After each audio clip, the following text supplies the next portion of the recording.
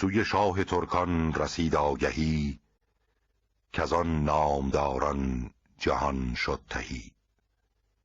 دلش گشت پر آتش از درد و غم، دو رخ را به خون جگر داد نم.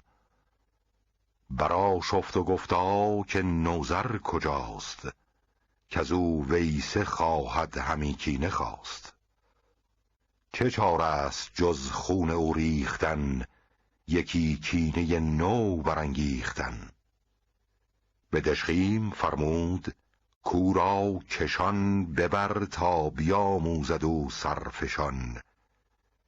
سپهدار نوذر چو آگاه شد، بدانست کش روز کوتاه شد. سپاهی پر از غلغل و گفت و گوی، سوی شاه نوذر نهادند روی. ببستند بازوش با بند تنگ، کشیدندش از جای پیش نهنگ. به دشت آوریدندش از خیمه خوار، برهنه سر و پای و برگشته کار. چو از دور دیدش زبان برگشاد، ز کین نیاگان همی کرد یاد. ز تور و ز سلم اندر آمد نخست، دل و دیده از شرم شاهان بشست. بدو گفت هر بد که آید سزاست، بگفت و برآشفت و شمشیر خواست. بزد گردن خسرو تاجدار، تنش را به خاک اندر افگند خوار.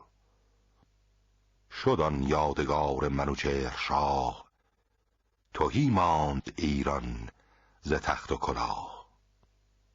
ایا دانشی مرد بسیار هوش، همه چادر آزمندی مپوش.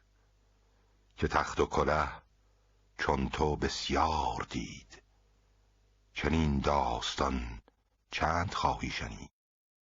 رسیدی به جایی که بشتافتی، سر آمد کز او آرزو یافتی. چه جویی از این تیر خاک نژند، که هم باز گرداندت مستمند.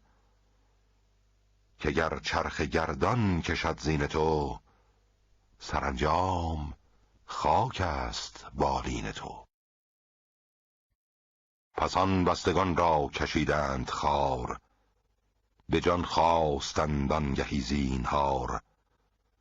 چو اغریرث پرهنر آن بدید، دل او به بر در چو آتش دمید. همی گفت چندین سر بیگناه، ز تن دور ماند به فرمان شاه. بیامد خروشان به خواهشگری، بیاراست با نامور داوری. که چندین سرافراز گرد و سوار، نه با ترگ و جوشن نه در کارزار. گرفتار کشتن نه والا بود، نشیب است جایی که بالا بود.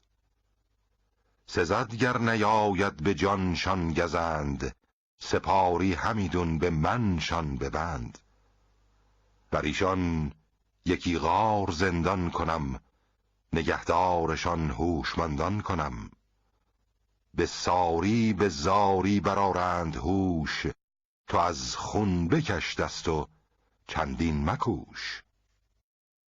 ببخشید جانشان به گفتار اوی، چو بشنید با درد پیکار اوی. بفرمودشان تا به ساری برند، به غل و به مسمار و خاری برند.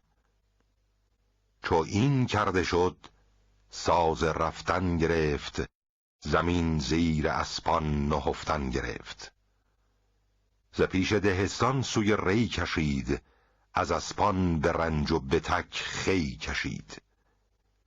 کلاه کیانی به سر برنهاد، به دینار داد اندر گشاد.